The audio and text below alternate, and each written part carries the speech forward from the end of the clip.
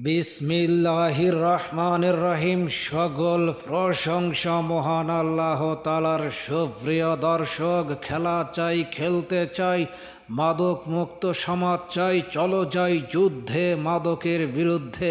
খেলাধুলায় ভারে বল, মাদক ছেড়ে খেলতে চল।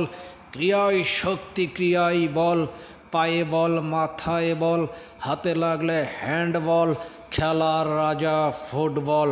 এই স্লোগানকে সামনে রেখে সাজুর মোড় যুব সমাজ কর্তৃক আয়োজিত এক বিরাট ফুটবল প্রীতি ম্যাচ খেলার আয়োজন করা হয়েছে।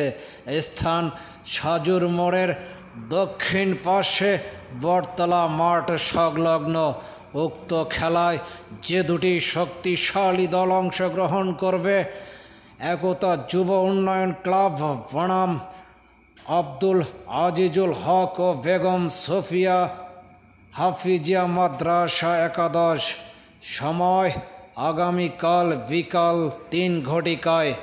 সার্বিক তত্ত্বাবধানে থাকবেন মোহাম্মদ সাইফুল ইসলাম, ডাচ বাংলা ব্যাংক, ধোপাডাঙ্গা, সুন্দরগঞ্জ, গাইবান্ধা।